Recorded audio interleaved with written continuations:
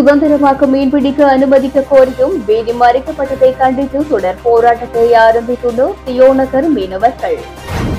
காட்டு யானைகளின் அட்டகாசத்தினால் உயிருக்கும் அச்சுறுத்தல் கல்மடு மக்கள். திருவடி நிலையில் கடற்படைக்கு காணி சுவீகரிக்க திட்டம் சபா குகதாஸ் விடுத்த வேண்டுகோள். வங்கிகளில் அடமானம் வைக்கப்பட்டுள்ள காணி பத்திரங்கள் உரிப்பு வேலை திட்டத்தில் உள்வாங்க நடவடிக்கை வடமாகாண ஆளுநர் உறுதி. மட்டக்களப்பு கல்லடி பாலத்திற்கு அருகில் உள்ள தோனா பகுதியில் அத்துமீறிய வகையில் முன்னெடுக்கப்பட்ட நடவடிக்கை முறியடிப்பு. தோட்ட தொழிலாளர்களின் சம்பள உயர்வு எதிர்ப்பு வெளியிட்டுள்ள முதலாளிமார் சம்மேளனம். பணி புறக்கணிப்பில் ஈடுபடவுள்ள அதிபர் ஆசிரியர்கள். வவுனியா மன்னாரில் 5400 பேருக்கு காணி உறுதி பத்திரங்கள் வழங்கி வைப்பு. ஒரு வருடத்திற்குள் அதிகரித்த ரூபாவின் மதிப்பு ரணிலின் தீர்மானத்தால் ஏற்பட்ட சாதகமான நிலை.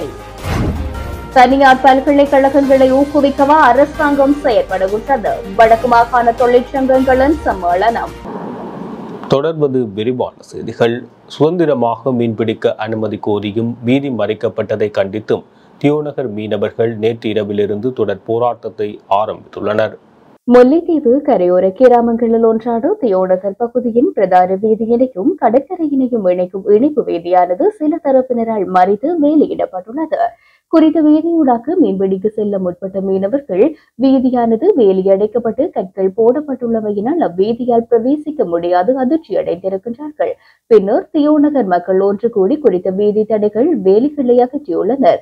இதுகுறித்து குறித்த பகுதி மக்கள் கூறும்போதும் குறித்த பகுதியில் சுற்றுலா தலம் ஒன்றினை அமைத்துள்ள தனியார் நிறுவனம் ஒன்று தொடர்ச்சியாக மீனவர்களுக்கு தொல்லை கொடுத்து வருவதாகவும் தமது வளங்களை சுரண்டி வருவதாகவும் கூறியிருந்தனர்.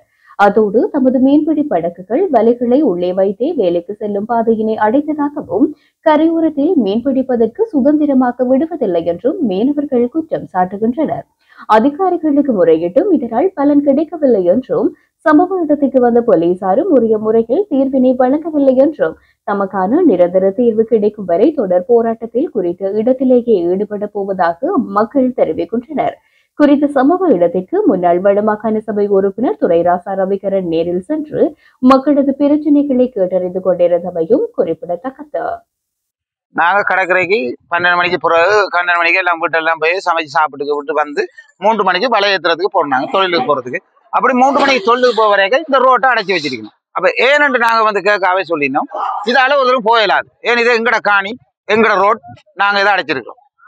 ஏண்டா எங்கட போட்டு 20 போட் கடற்கரையில நிக்குது. அப்ப நாங்க எதால போறது, என்னட்டு தொழிலுக்கு போறது? இன்றைக்கு ஒரு தூரம் தொழிலுக்கு போயிடல. எங்கள்ல இன்றைக்கு எல்லாரும் அந்த தூண்டலுக்கு போறோன்ட்டு ஒரு 6-7 வெள்ளம் மீன்கள் எல்லாம் எடுத்து ஒவ்வொருத்தருக்கும் 5000-6000 ரூபாய்க்கு மீன் இன்றைக்கு போய் எடுத்து கொண்டவங்க அவங்க எல்லாம் தொழிலுக்கு போறதுக்கு எண்ணெய் எல்லாம் அடிச்சு கொண்டு வச்சு தொழிலுக்கு போயிடல. அப்ப இப்படி அவையிலன்ட்டா ரோட்டை போட்டு இதுல மறைச்சு கொண்டு நிற்கிறோம். அப்ப எங்கட வீட்டுக்கார பொம்பளையில எல்லாம் வந்ததெல்லாம் வந்து சண்டையில் நாங்கள்தான் பிடிச்சி எல்லாம் முடிஞ்சுது. இப்ப எங்களுக்கு என்ன முக்கிய தேவைண்டா, எங்களுக்கு இந்த ரோட்டால போய் நிம்மதியா தொழிற்சறதுக்கு இடம் வேணும்.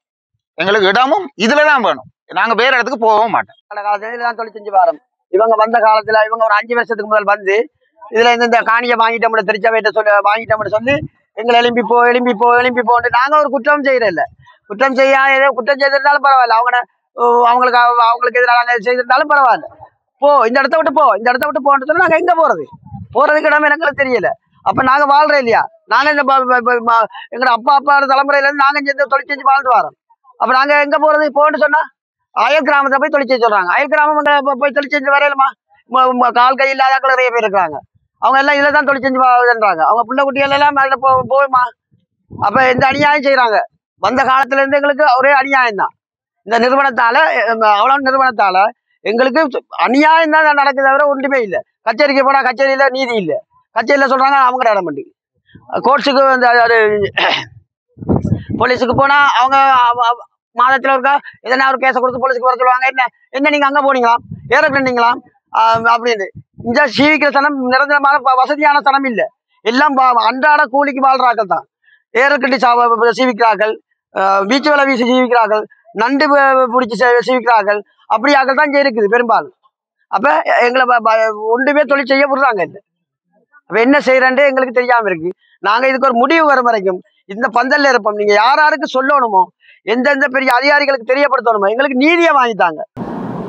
காட்டு யானைகளின் அட்டகாசத்தினால் உயிருக்கும் அச்சுறுத்தல் உள்ளதாக கல்மடு மக்கள் தெரிவித்துள்ளனர். கிளிநொச்சி கண்டாவளை பிரதேச செயலாளர் பிரிவிற்குட்பட்டு கல்மடு நகர் ரங்கின் குடியிருப்பு பகுதியில் நேற்றைய தினம் மக்கள் குடியிருப்பு பகுதியில் காட்டு யானைகள் புகுந்துள்ளது.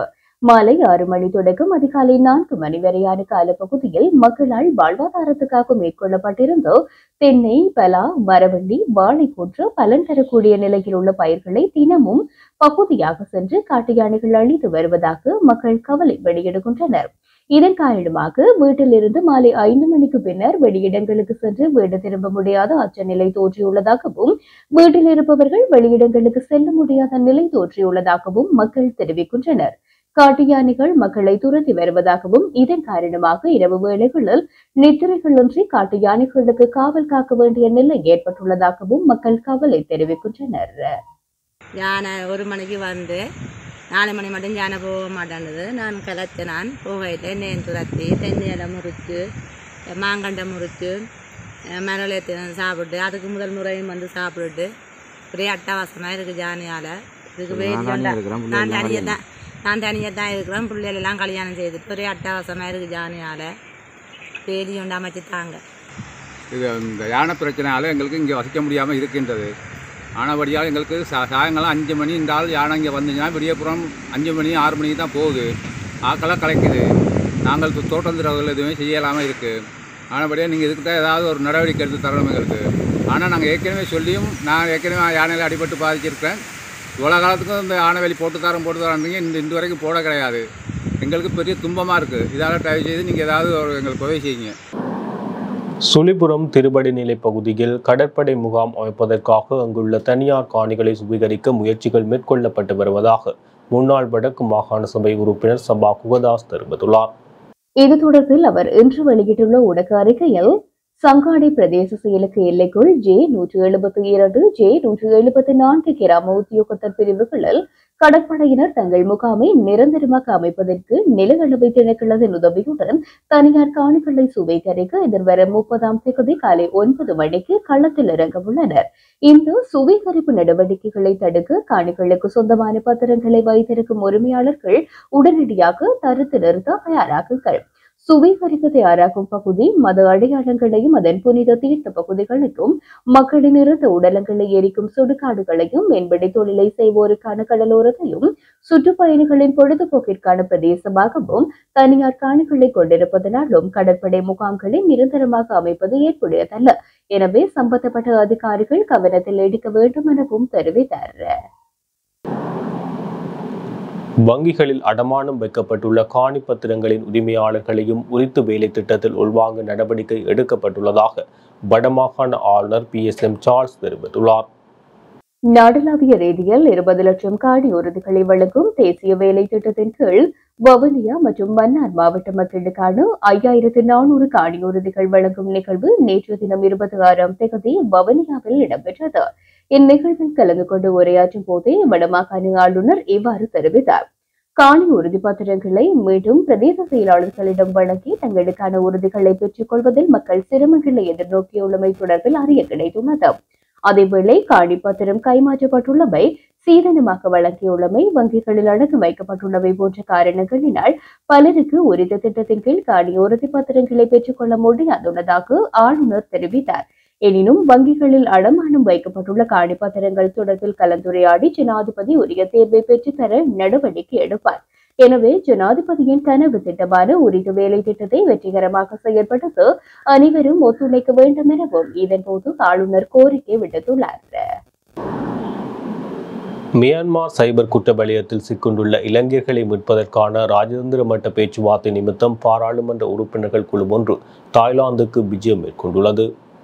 அந்த வகையில் நாடாளுமன்ற உறுப்பினர்களான வசந்த யாபா பண்டாரு, JC அலவதுவனு மற்றும் சுஜித் சஞ்சய் பெரேரா ஆகியோர் இன்று அதிகாலை நாட்டிலிருந்து புறப்பட்டுச் சென்றுள்ளனர். குறித்த குழுவினர் கட்டுநாயக்க விமான நிலையத்தில் இருந்து இன்றைய தினம் அதிகாலை 1:10 மணியளவில் ஸ்ரீலங்கன் ஏர்லைன்ஸ் விமானம் ஊடாக தாய்லாந்தின் பேங்காக் நோக்கி சென்றுள்ளனர்.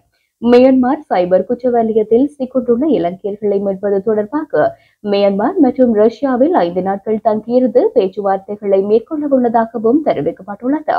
குறித்த குழுவினர் தாய்லாந்து மற்றும் மியான்மர் மகாநாயகர்கள் மற்றும் ரஷ்ய தூதரக அதிகாரிகளையும் சந்தித்து கலந்துரையாட உள்ளதாக தெரிவிக்கப்பட்டுள்ளமை குறிப்பிடத்தக்கது.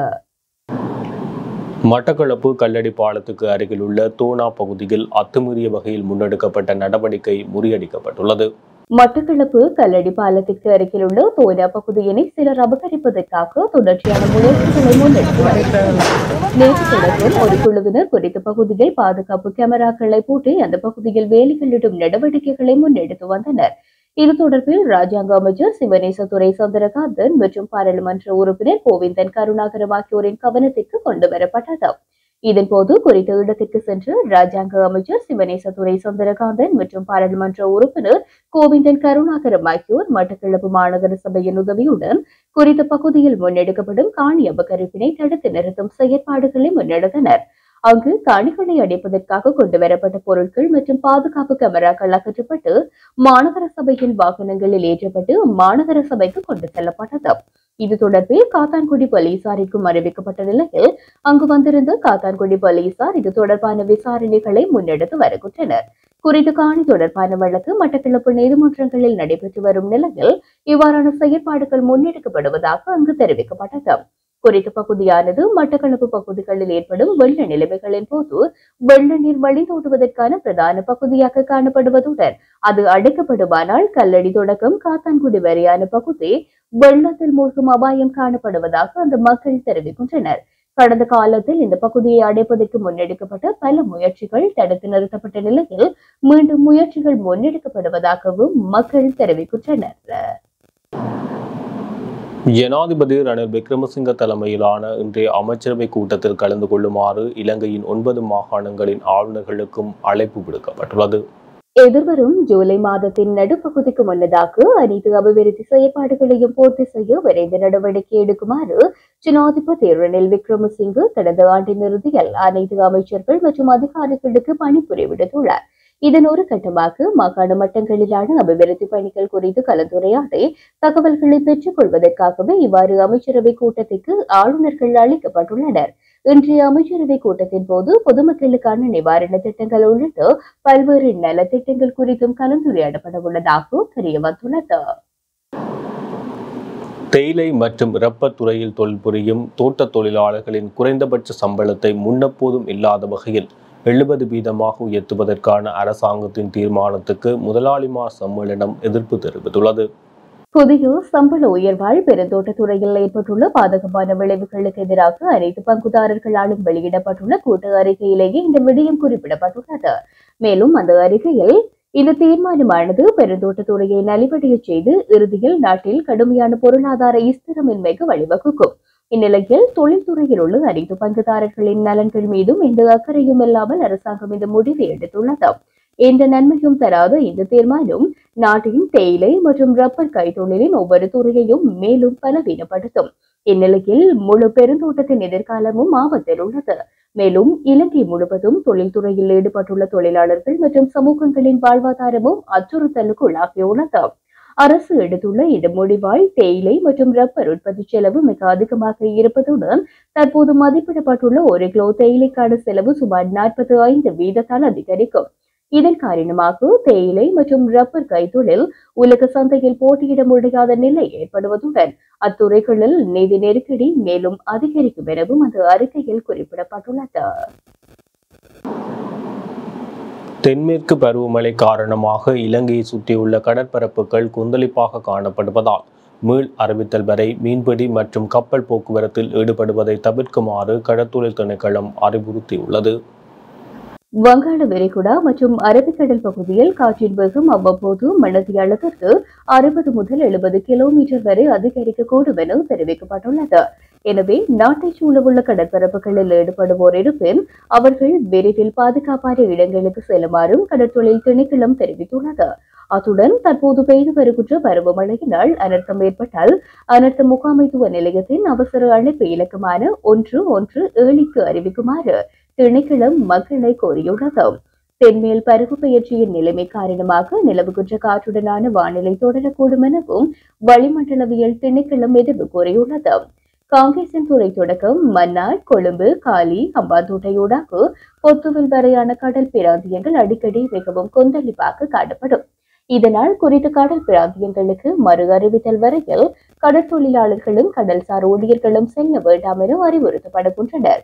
மத்திய, சப்ரகமுவ, மேல், வடமேல் மற்றும் தென் மாகாணங்களில் அடிக்கடி மழை அல்லது இடியுடன் கூடிய மழை பெய்யக்கூடும். சப்ரகமுவ மற்றும் மேல் மாகாணங்களின் சில இடங்களிலும் அத்துடன் நுவரெலியா மாவட்டத்தின் சில இடங்களிலும் சுமார் 75 மில்லிமீட்டர் வரையிலான ஓரளவு பலத்த மழை பெய்யக்கூடும். கிழக்கு மற்றும் ஊவா மாகாணங்களின் பல இடங்களில் மாலை அல்லது இரவு வேளைகளில் மழை அல்லது இடியுடன் கூடிய மழை பெய்யக்கூடிய வாய்ப்பு இருக்கின்றது. மத்திய மலை பிராந்தியத்தின் மேற்கு சரிவுகளிலும் வடக்கு, வடமத்திய, வடமேல், மேல் மற்றும் தென் மாகாணங்களில் அத்துடன் திருகோணமலை மாவட்டத்திலும் மணத்தியாலத்திற்கு சுமார் 50 முதல் 60 கிலோமீட்டர் வேகத்தில் அடிக்கடி பலத்த காற்று வீசக்கூடிய சாத்தியக்கூறானது காணப்படுகின்றது. புத்தளம் தொடக்கம் கொழும்பு, காலியூடாக ஹம்பாந்தோட்டை வரையான கடல் பிராந்தியங்களில் அடிக்கடி மழை அல்லது இடியுடன் கூடிய மழை பெய்யக்கூடிய வாய்ப்பானது காணப்படுகின்றது. நாட்டை சூழ உள்ள ஏனைய கடல் பிராந்தியங்களில் மணத்தியாலத்திற்கு 30 முதல் 40 கிலோமீட்டர் வேகத்தில் காற்று வீசக்கூடும். எனவே கடல் தொழிலாளர்களும் கடல் பிராந்தியங்களில் வேலை செய்பவர்களும் மிகவும் அவதானத்துடன் பணிகளில் ஈடுபடுமாறு கேட்டுக் கொள்ளப்படுகின்றார்கள். சம்பள அதிகரிப்பு உள்ளிட்ட சில கோரிக்கைகளை முன்வைத்து ஆசிரியர்கள் மற்றும் அதிபர்கள் பணி புறக்கணிப்பில் ஈடுபட உள்ளதாக அறிவித்துள்ளனர். கண்டியில் இடம்பெற்ற ஊடகவியலாளர் சந்திப்பில் கலந்து கொண்டு தேசிய ஆசிரியர் சங்கத்தின் அமைப்பாளர் AMMT பண்டாரு இதனை தெரிவித்துள்ளார். அதன்படி எதிர்வரும் 30 மற்றும் 31ஆம் தேதிகளில் ஆசிரியர்கள் மற்றும் அதிபர்கள் சுகவீன விடுமுறையை அறிவித்து பணி புறக்கணிப்பில் ஈடுபட உள்ளதாக தேசிய ஆசிரியர் சங்கத்தின் அமைப்பாளர் குறிப்பிட்டுள்ளார். ஒருமய வேலை திட்டத்தின் கீழ் வவுனியா மாவட்டத்தின் 4 பிரதேச செயலாளர் பிரிவுகளையும் மன்னார் மாவட்டத்தின் 5 பிரதேச செயலாளர் பிரிவுகளையும் உள்ளடக்கிய 700 முழு உரிமை உள்ள காணி உறுதிப்பத்திரங்கள் ஜனாதிபதி ரணில் விக்ரமசிங்க தலைமையில் நேற்று காலை வவுனியா மோஜோ விழா மண்டபத்தில் வழங்கப்பட்டது. ஒருமய வேலை திட்டத்தின் கீழ் வவுனியா, மன்னார் மாவட்டங்களுக்கு 5400 முழு உரிமையுள்ள காணி உறுதிப்பத்திரங்கள் வழங்கப்பட உள்ளதன் முதற்கட்டமாக இந்த உறுதிப்பத்திரங்கள் வழங்கப்பட்டன. இந்நிகழ்வில் உரையாற்றிய ஜனாதிபதி ரணில் விக்ரமசிங்கே விவசாய நவீனமயமாக்கல் வேலை திட்டத்தின் ஆரம்பகட்ட முன்னெடுப்பாக ஒருமய காணி உறுதிப்பத்திரங்களை வழங்குவதாக குறிப்பிட்டார். விவசாய நவீனமயமாக்கல் வேலை திட்டத்தின் கீழ் எதிர்வரும் 3 வருடங்களில் நவீன விவசாயத்தை கிராமத்திற்கு கொண்டு செல்லவுள்ளதாகவும் நவீன தொழில்நுட்பத்தை பயன்படுத்தி உற்பத்தியை அதிகரிப்பதன் மூலம் மக்கள் தமது வருமானத்தை அதிகரிப்பதற்கான வாய்ப்பை ஏற்படுத்துவதாகவும் ஜனாதிபதி குறிப்பிட்டார். மக்களுக்கு முழு உரிமையுள்ள காணி உறுதிப்பத்திரங்களை வழங்குவது அரசாங்கத்துக்கு சொந்தமான சொத்துக்களை தனியார் மயமாக்குவதாகும் எனவும் அது நாட்டின் பொருளாதாரத்தை உயர்த்துவதற்கு நேரடியாக பங்களிக்க முடியும் எனவும் ஜனாதிபதி சுட்டிக்காட்டினார். மேலும் கருத்து தெரிவித்து ஜனாதிபதி ரணில் விக்ரமசிங்கும் 1935 முதல் மக்களுக்கு விவசாயம் செய்வதற்கும் வீடு கட்டுவதற்கும் காணிகளின் உரிமம் வழங்கப்பட்டது. ஆனால் நிலத்தின் முழுமையான உரிமை வழங்கப்படவில்லை. எனவே உங்களுக்கு முழு உரிமையுடன் காணி உறுதி வழங்க முடிவு செய்தேன். இவ்வாறு முழு உரிமையுடன் காணி உறுதி பத்திரம் வழங்கினால் மக்கள் நிலத்தை விற்று விடுவார்கள் என்று பலர் கூறினார்கள். 2 தலைமுறைகள் அனுபவித்த நிலத்தை நீங்கள் விற்க மாட்டீர்கள் என்று நம்புகின்றேன். கடந்த காலங்களில் கோவிட் தொற்று நோய் மற்றும் பொருளாதார நெருக்கடியால் மக்கள் மிகவும் பாதிக்கப்பட்டனர். அந்த நெருக்கடியின் காரணமாக இந்நாட்டில் சுமார் 70% மக்களின் சொத்து மதிப்பு வீழ்ச்சியடைந்தது. இன்று வழங்கப்படும் காணி உறுதியினால் உங்களின் சொத்து மதிப்பானது உயரும். இந்த நிலங்களை பயன்படுத்தி நவீன விவசாயத்தை உருவாக்க பங்களிக்க வேண்டும். இதனூடாக நாட்டின் உற்பத்திக்கு பொருளாதாரத்துக்கு பங்களிக்க முடியும். அத்துடன் நாடு பொருளாதார நெருக்கடியை எதிர்கொள்ளும் போது நீங்கள் செய்யும் மிகப்பெரிய பங்களிப்பாக இது இருக்கும். மல்வத்து ஓயா திட்டம் நிறைவடைந்ததன் பின்னர் மன்னார் மாவட்டத்தில் பயிற்சியை இதனை விட இலகுவாக மேற்கொள்ள முடியும் எனவும் ஜனாதிபதி தெரிவித்தார். 20 லட்சம் காணி உறுதி வழங்கும் கொள்கையோடு வவுனியாவிலே பல வருஷங்களாக இந்த காணி உறுதி கிடைக்காத எங்களுடைய மக்களுக்கு காணி உறுதி வழங்கும் நிகழ்விலே தலைமை தாங்கி கொண்டிருக்கின்ற அரசாங்க அதிபர் அவர்களே 3 நாள் விஜயத்தை மேற்கொண்டு எங்களுடைய வடக்கு மாகாணத்திலே பல அபிவிருத்திகளை செய்து கொண்டிருக்கின்ற அதே நேரத்திலே காணியற்ற எங்களுடைய மக்களுக்கு காணி உரிமையை கொடுக்கின்ற அந்த கடமையையும் யாழ்ப்பாணத்திலிருந்து வவுனியா வரைக்கும் தன்னுடைய திறமையால் தன்னுடைய அதிகாரத்தை கொண்டு இந்த நிகழ்வுகளிலே கலந்து கொள்ள வந்திருக்கின்ற மாண்புமிகு ஜனாதிபதி ரணில் விக்ரமசிங்க அவர்களே, எங்களுடைய ஆளுநர் சார்ல்ஸ் அம்மா அவர்களே, வவுனியா மாவட்டத்தினுடைய அபிவிருத்தி குழு தலைவர் திலீபன் அவர்களே, எங்களுடைய வன்னி மாவட்டத்தினுடைய நாடாளுமன்ற உறுப்பினரும் அமைச்சரும் ஆகிய கௌரவ காதர் மஸ்தான் அவர்களே, மன்னார் மாவட்டத்தின் அரசாங்க அதிபர் அவர்களே, பிரதேச செயலாளர்களே, இந்த காணி குறித்து வருவதற்காக வருகை தந்திருக்கின்ற எனது மதிப்புக்குரிய பொதுமக்களே, கிராம சேவையாளர்களே, ஜனாதிபதியோடு பயணித்த முக்கிய அதிகாரிகளே, உங்கள் எல்லோருக்கும் முதல் நன்றி கலந்த வணக்கம். உண்மையிலே நாங்கள் ஜனாதிபதிக்கு நன்றி சொல்கின்றோம். எங்களுடைய வன்னி மாவட்டத்திலே, குறிப்பாக வவுனியாவிலே, மன்னாரிலே, முல்லைத்தீவிலே சொந்த காணிக்குள் இருந்தும் அது சொந்தம் இல்லாத ஒரு சூழ்நிலையிலே அதை எப்படி பராமரிக்கிறது என்ற ஏக்கத்தோடு இருந்த எங்களுடைய மக்களுக்கு இன்று ஒரு முடிவு காலம் கிடைத்திருக்கிறது. ஆனால் ஜனாதிபதி அவர்களே, இது போதாது. நான் நினைக்கின்றேன், இந்த 20 லட்சம் உறுதிகள் வழங்குவதாக இருந்தால் நான் நினைக்கின்றேன் எங்களுடைய வன்னி மாவட்டத்திலே காணி உறுதி இல்லாதவர்கள் இருக்க மாட்டார்கள் என்று நான் நினைக்கின்றேன். அதை நீங்கள் செய்வனையே செய்ய வேண்டும் என்ற கோரிக்கையை நான் முன்வைக்க விரும்புகின்றேன். அது மட்டுமல்ல, உங்களுடைய நெதர்லாந்து அரசினுடைய ஒத்துழைப்போடு நீங்கள் பிரதமராக இருந்த காலகட்டத்திலே இந்த ஏனையின் பாதை ஊடாக போகின்ற போது யாழ்ப்பாணத்திலே, முல்லைத்தீவிலே, முல்லைத்தீவு மாங்குளத்திலே, வவுனியாவிலே இந்த வைத்தியசாலைகளை கட்டிடங்களை திறந்து மிக தொழில்நுட்பம் கூடிய வைத்தியசாலைகளாக நீங்கள் ஆரம்பித்த அந்த பணி உங்களுடைய ஜனாதிபதி பொறுப்பிலே நீங்கள் பொறுப்படுத்த பிறகு இன்றைக்கு நடந்து கொண்டிருக்கிறது. அதை மக்களுடைய பாவனைக்கு நீங்கள் அழைத்திருக்கிறீர்கள். அந்த வகையிலே உங்களுக்கு எங்களுடைய நன்றியை தெரிவித்துக் கொள்ள விரும்புகின்றேன். அது மட்டுமல்ல, நான் ஒரு விடயத்தை கூற வேண்டும். எனக்கு ஒரு கவலை இருக்கிறது. ஜனாதிபதி அவர்கள் மன்னாருக்கு வராமல் இருப்பது, அதைவிட எங்களுடைய வைத்தியசாலை சம்பந்தமாகவும் தன்னுடைய கருத்தை சொல்லுகின்ற ஒரு எதிர்பார்ப்பை நாங்கள் காத்திருக்கின்றோம். அந்த வகையிலே நான் ஒரு விஷயத்தை ஜனாதிபதியிடம் குறிப்பிடுகிறேன். ஆளுநர் அம்மா அவர்கள் டிரான்ஸ்லேட் பண்ணுங்க. ஒரு சின்ன விஷயம்தான். அது மன்னாரிலே அரசாங்க அதிபருக்கும் தெரியும்.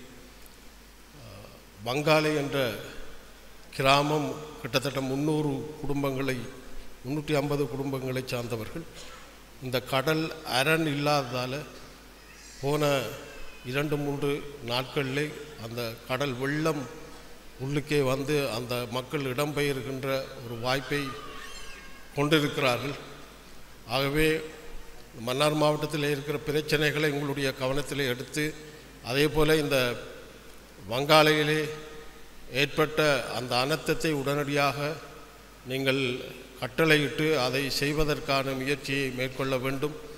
ஆகவே இத்தனை விடயங்களையும் எங்களுடைய மக்களுக்காக நீங்கள் ஆரம்பித்த அந்த விடயத்தை இப்பொழுது மக்களுக்கு அர்ப்பணித்திருக்கிறீர்கள். அதே போல் அந்த காணி உறுதியும் நீங்கள் வழங்கி இருக்கிறீர்கள். அந்த வகையிலே மக்கள் நிச்சயமாக தங்களுடைய அந்த கொடுக்கப்பட்ட காணியை நல்ல முறையிலே எங்களுடைய மக்கள் பயன்படுத்துவார்கள் என்பதை சொல்லிக்கொண்டு வாய்ப்பளித்ததற்கு நன்றி கூறி விடைபெறுகிறேன். கடந்த 2001ஆம் ஆண்டின் பின்னர் ஏற்பட்ட பொருளாதார வீழ்ச்சியை அடுத்து தற்போதைய ஜனாதிபதி ரணில் விக்ரமசிங்கவினால் மேற்கொள்ளப்பட்ட நடவடிக்கைகள் காரணமாக ஒரு வருடம் செல்வதற்குள் நாட்டின் பொருளாதாரம் சாதகமான நிலைக்கு மாறியுள்ளது. ரூபாயின் மதிப்பு அதிகரித்தது என போக்குவரத்து மற்றும் வெகுஜன ஊடகத்துறை அமைச்சர் பந்துல குணவர்த்தன தெரிவித்துள்ளார். இலங்கையின் பொருளாதார நிலை தொடர்பில் கருத்து தெரிவிக்கும் போது அவர் மேற்கண்டவாறு குறிப்பிட்டார். இதற்கு முன்னரும் 2001ஆம் ஆண்டில் நாட்டில் பொருளாதார வீழ்ச்சி ஏற்பட்டு நாடு வங்குரோத்து நிலைக்குள்ளாகும் நிலை ஏற்பட்டது. பொருளாதாரத்தின் வளர்ச்சி 1.4 குறைந்தது.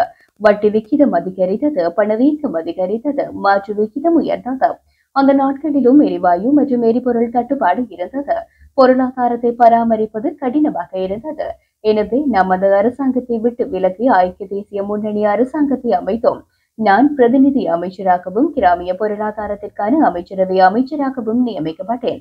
வெளிவிவகார அமைச்சராக பேராசிரியர் GL பீரிஸ் மற்றும் விவசாய அமைச்சராக SP திசுநாயக்க போன்றோரும் செய்யப்பட்டனர். அந்த பொருளாதார வீழ்ச்சியில் இருந்து நாட்டை மீட்பதற்காகத்தான் அப்போதைய பிரதமர் ரணில் விக்ரமசிங்கே 2003ஆம் ஆண்டின் 3ஆம் இலக்க அரசு நிதி முகாமைத்துவ பொறுப்பு சட்டத்தை நாடாளுமன்றத்தில் சமர்ப்பித்தார். அந்த சட்டத்தில் 3 பிரதான விடயங்கள் சட்டமாக்கப்பட்டன. ஒரு வருடம் செல்வதற்குள் நாட்டின் பொருளாதாரம் சாதகமான நிலைக்கு மாறியது. ரூபாவின் மதிப்பு அதிகரித்தது. அந்த சட்டத்திற்கு அமைய 2006ஆம் ஆண்டிலிருந்து 2013ஆம் ஆண்டாகும் போது கடன் அளவு மொத்த தேசிய உற்பத்தியில் 65% குறைய வேண்டும் என நிறைவேற்றப்பட்டிருந்தது. அவ்வாறு 2006ஆம் ஆண்டு வரவு செலவு திட்ட இடைவெளியை மொத்த தேசிய உற்பத்தியில் 5% பேணி அதன் பின்னர் தொடர்ச்சியாக அதனை அரசாங்கங்கள் முன்னெடுக்க வேண்டும் என கூறப்பட்டிருந்தது. இன்னும் பல விடயங்கள் அதில் இருந்தன. அந்த சட்டம் அவ்வாறு நடைமுறைப்படுத்தப்பட்டிருந்தால் நாடு வங்குரோத்து அடைந்திருக்காது. இதுதான் உண்மை. துரதிருஷ்டவசமாக அந்த அரசாங்கத்தினால் 2004இல் மீண்டும் அதிகாரத்தில் இருந்து வெளியேற வேண்டியதாயிற்று. பின்னர் வந்த அரசாங்கம் இந்த சட்டத்தை மாற்றியதன் காரணத்தினால் நாடு வங்குரோத்து நிலையை நோக்கி விரைந்தது என குறிப்பிட்டுள்ளார். அரச பல்கலைக்கழகங்களில் மாணவர்களின் கல்வி வேலை நிறுத்தம் காரணமாக தவிர்க்க முடியாதவாறு தடைப்பட்டுள்ளதை அடுத்து அரசாங்கம் அக்கறையற்றிருப்பதும் அரச பல்கலைக்கழகங்களை புறக்கணித்து தனியார் பல்கலைக்கழகங்களை மட்டும் ஊக்குவிப்பதற்கான செயற்பாடு என நாம் ஐயுறுகிறோம் என வடக்கு மாகாண தொழிற்சங்கங்களின் சம்மேளனம் தெரிவித்துள்ளது. வடக்கு மாகாண தொழிற்சங்கங்களின் சம்மேளனத்தின் செயலாளர் சி சத்யேந்திரா வெளியிட்ட அறிக்கையில் இந்த விடயம் தெரிவிக்கப்பட்டுள்ளது. மேலும் அந்த அறிக்கையில் கடந்த 25 நாட்களாக யாழ்ப்பாண பல்கலைக்கழகம் உள்ளிட்ட நாடு முழுவதிலும் உள்ள அரசு பல்கலைக்கழகங்களில் கல்விசாரா ஊழியர்கள் அனைவரும் வேலை நிறுத்தத்தில் ஈடுபட்டு வருகின்றனர். அனைத்து பல்கலைக்கழகங்களின் தொழிற்சங்க கூட்டமைப்பின் தலைமையில் 2/5/2024 நண்பகல் 12 மணியிலிருந்து ஆரம்பிக்கப்பட்ட இந்த போராட்டம் பல்கலைக்கழக கல்விசாரா பணியாளர்களின் சம்பள முரண்பாடு, சம்பள அதிகரிப்பு மற்றும் அவர்களை பாதிக்கும் நீண்ட நெடுங்கால பிரச்சினைகள் தொடர்பானது ஆகும். 2016ஆம் ஆண்டிலிருந்தே பல கட்ட கலந்துரையாடல்கள், பேச்சுவார்த்தைகள் நடாத்தியும் கல்வி அமைச்சுக்கும் பல்கலைக்கழக மானியங்கள் ஆணைக்குழுவுக்கும் அளவுக்கு அதிகமான கால அவகாசம் வழங்கப்பட்டும் இதுவரை தீர்வு எதனையும் வழங்காமல் தங்கள் கோரிக்கைகள் மாற்றாந்தாய் மனப்பான்மையுடன் அடக்கப்படுவதையிட்டு பல்கலைக்கழகங்களில் பணிபுரியும் கல்விசாரா ஊழியர்கள் கொதிப்படைந்துள்ளனர். பல்கலைக்கழகங்களை தனியார் மயமாக்கும் செயற்பாட்டின் ஒரு அங்கமே பாராமுகம் என நடுநிலையாளர்கள் சுட்டிக்காட்டுகின்றனர். ஒரு தொழிற்சங்க சம்மேளனம் என்ற கோதாவிலும் எமது சம்மேளனத்தில் யாழ்ப்பாண பல்கலைக்கழக ஊழியர் சங்கம் ஒரு அங்கமாக உள்ளது என்ற அடிப்படையிலும் அனைத்து பல்கலைக்கழக கல்விசாரா ஊழியர்களின் கோரிக்கைகளுக்கு இனியும் தாமதிக்காமல் உரிய தீர்வை வழங்குமாறு நாம் அரசாங்கத்திடம் வலியுறுத்தி கேட்டுக் கொள்கின்றோம். அரசு பல்கலைக்கழகங்களில் மாணவர்களின் கல்வி வேலை நிறுத்தம் காரணமாக தவிர்க்க முடியாதவாறு தடைப்பட்டுள்ளதையிட்டு அரசாங்கம் அக்கறையற்றிருப்பதும் அரசு பல்கலைக்கழகங்களை புறக்கணித்து தனியார் பல்கலைக்கழகங்களை மட்டும் ஊக்குவிப்பதற்கு தானா எனவும் நாம் ஆய்வுறுகின்றோம் என்பதையும் இந்த சந்தர்ப்பத்தில் சுட்டிக்காட்ட விரும்புகின்றோம்.